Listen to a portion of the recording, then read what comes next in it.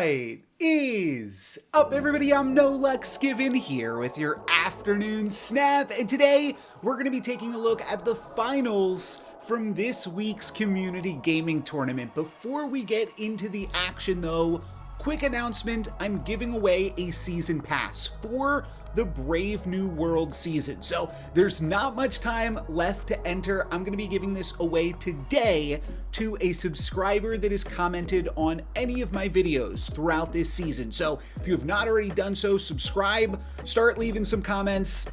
I'm going to be rolling for that very, very soon. I should say that I am spoiled. I do know who is going to win this match, but I don't know how the individual games are going to play out. So this is sort of live commentary, sort of post commentary in that way. And I do also know what both players are playing. We can see that Andre here is playing with Quicksilver Wiccan featuring Diamondback. It's pretty exciting to see the new card release in the finals of this week's tournament already, and I think a lot of people knew that Diamondback was going to be good. It's just potentially held back by Marvel Snap's weird release cycle, where because Diamondback is the new card, more people might play it, so that might mean more people play Luke Cage to answer it. And with the US agent over there from Thiago, it's a little bit choppy, the video playback here, so bear with me. But with US agent, I think we can possibly expect to see a Luke Cage on the other side of the table as well.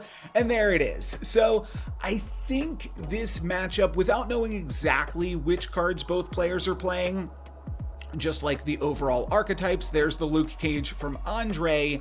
I feel like this matchup is going to very much come down to who draws the Luke Cage. This game seems good for Andre. A Wiccan into Camartage is really, really cool. They're going to have access to 9 energy this turn, so they should be able to do basically whatever they want.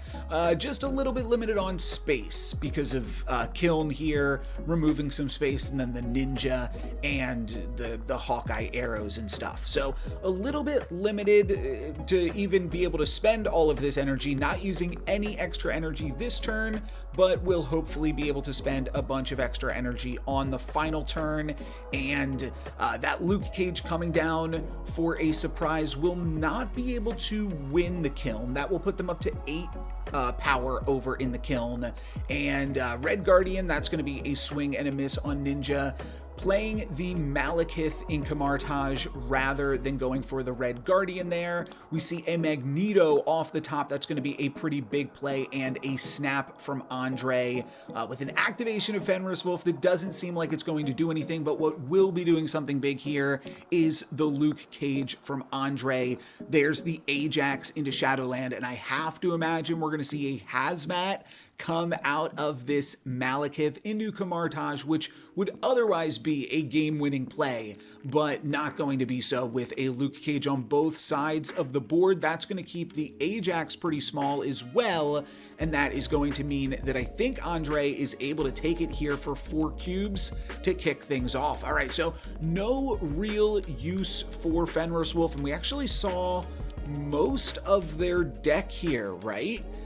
We're taking a look at 1, 2, 3, 4, 5, 6, 7, 8, 9, 10, 11 of the 12 cards, if my quick counting was correct there. I think we've seen almost all of both players' decks at this point, so it's got to just be a Shang-Chi to go along with that Fenris Wolf, I would imagine. Sacred Timeline is our first location here. That's probably going to be a location for Quicksilver. Again, apologies on the video playback. They actually go for Quicksilver into the unknown location, hoping to not get caught out by like a Kiln or something similar, and then US Agent is going to go into X Mansion. We do already have the Luke here from Andre, so that could be potentially snappable already. We'll see. And Hydra Bob from Thiago. We have Diamondback into Castle Blackstone, going to continue to battle for that location. Seeing Hydra Bob outside of Sanctum Showdown is so much different. It only gets to move twice per game. It doesn't get to move every single turn in this mode. And X Mansion delivers Ultron. Wow. Okay, well, Andre is potentially at least glad that they did not snap, because Ultron is just going to make them fast retreat. They're not even going to stick around for a slow retreat there. They're just going to get out of it for 1 cube, still up 9 cubes to 6, so feeling reasonable about our chances here. I always talk from the perspective of whoever streamed their game to me. So when I say we, I'm talking about Andre here. They lead off with a Quicksilver. We lead off with a Quicksilver. That is going to get joined by a Ninja and then a Hawkeye Kate Bishop over in Crown City. We are going to need to pick up a 2-cost card to satisfy this Wiccan next turn, or a 1-cost card. I'm not imagining there's any other 1-cost cards in the deck other than Quicksilver. US Agent can meet US Agent over in Crown City with no Luke Cage.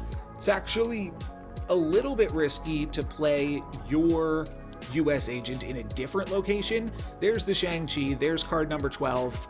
We're going to see Wiccan come down into Crown City, it looks like this turn. But Malekith potentially hunting for that, hunting for the Luke Cage might be a really important part of this matchup. We're going to see Malekith come down into US Agent on the other side of the board. And one thing I was just thinking, the one card that you don't want to hit with your Malekith is Fenris Wolf, because then you won't be able to activate it. We do have Fenris Wolf here. It's a little bit awkward though, because there's not really a great place to play for it already. Yeah, this deck, just in how many cards it puts out on the board, I don't own Fenris Wolf, so I haven't played with it, but when I did well with Wiccan, a lot of people were saying, like, because it was kind of a Fenris Wolf deck, why aren't you playing Fenris Wolf? And here, I think we're seeing a great reason why. So we see the Fenris Wolf into Crown City here, but now Andre cannot Shang-Chi in Crown City and then Fenris Wolf the card back. It's just not going to work. I believe that was a Red Guardian underneath the Malekith. So no Luke Cage here. And we are going to see Andre play it out. I mean, it's for 2 cubes, but no Luke Cage, I think, kind of just puts you at a loss. A slightly different deck here from Thiago. We see the Anti-Venom Luke Cage build, and then a little bit of a tempo. We're seeing some Sanctum Showdown cards here, Hydra Bob and the Band Rocketing Groot, which is of course also an Affliction card, and then Hazmat. So, and then Ajax too. Andre is not playing Ajax. This is just a Wiccan Affliction list that also has like a small package for, I mean, it's really just Fenris Wolf and Shang-Chi, unless I'm miscalculating here. And I mean, there's not many other cards in the game that are really destroying stuff. I guess there's, yeah, you play it sometimes with Red Guardian. I mean, some people probably play it with Yondu as well, but Red Guardian is the main one. Hazmat, I don't think we saw from Andre in game 1. So I must have miscounted, and they have got Hazmat and they've got Shang-Chi, but we're going to see them lead off once again with Quicksilver, as they are now only up by 2 cubes, 8-6. Hawkeye Kate Bishop, great draw this turn. That's going to allow them to continue to curve out. No Wiccan here yet, and no Luke Cage, importantly. A Zabu from Thiago. We'll see if that is able to put out some nice stuff. We do find the Wiccan. That's pretty good.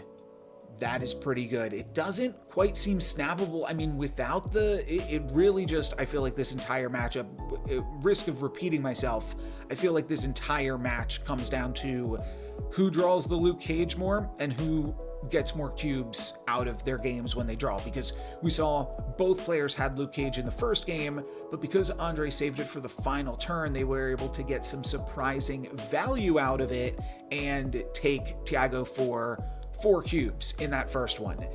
Now Thiago has gotten 2 of those cubes back, so we'll see how this advances here. And we see Red Guardian. Fenris Wolf is going to have a little bit easier of a go of it with New York, allowing them to move around some cards. Still no Shang-Chi, so your mileage may vary on that still. And then it looks like we might see either Hazmat or Grapple Arrow alongside Magneto on the final turn, which would mean there's no real time to play Luke Cage here either. And there really aren't Shang-Chi targets in Thiago's deck. It's really just Ajax. We'll see if Ajax comes down into Onslaught Citadel this turn. Oh, Grapple Arrow pulling the Fenris Wolf. Yeah, okay, Ajax into Onslaught Citadel doesn't mean you can't move the Ajax, but that's certainly a good place to start with it. You can't Malekith a Shang-Chi regardless, so that's not a play that we have access to.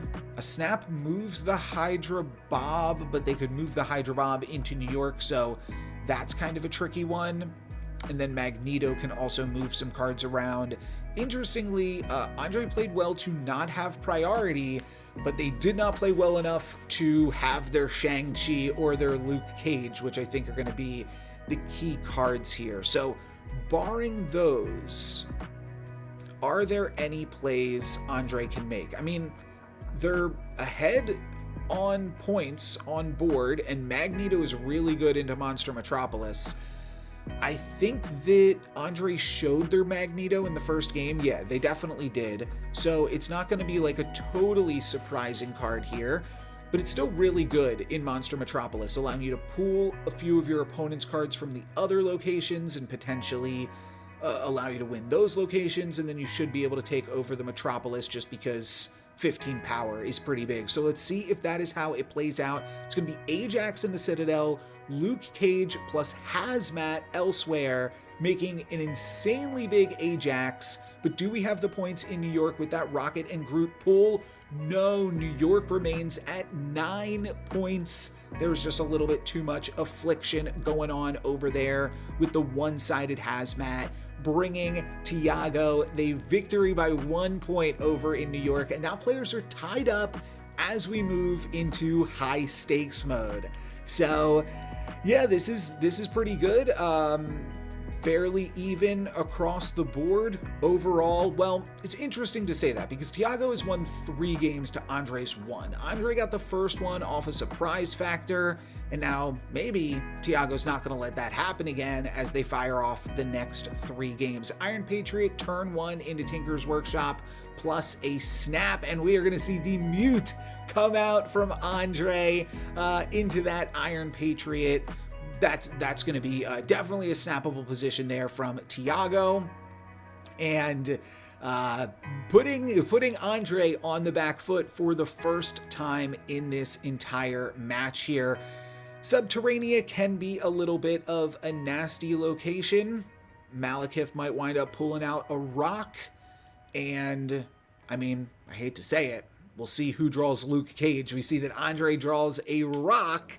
Not exactly where you want to be. Mindscape means that the Luke Cage won't be able to come out on the final turn unless of course it's from Malekith, and Andre potentially regretting not playing that rock into the Panopticon for an additional 2 power. We're going to see the Diamondback come out this turn into Mindscape.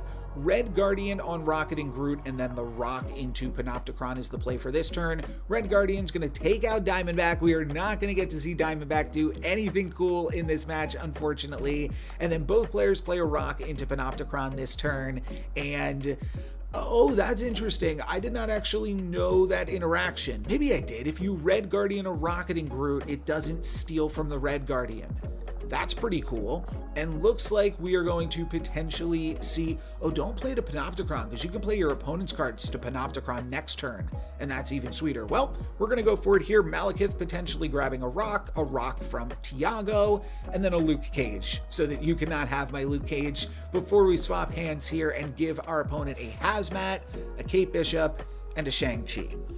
The Shang-Chi, not going to do anything. The Hawkeye Kate Bishop, not really going to do anything, but the one-sided Hazmat is going to be playable, for sure. We could see, like, Hazmat, Malekith into Hazmat this turn, and that would be pretty good. We're going to see the Hazmat come down into Panopticon for Thiago, of course. Oh, no, I don't think we did.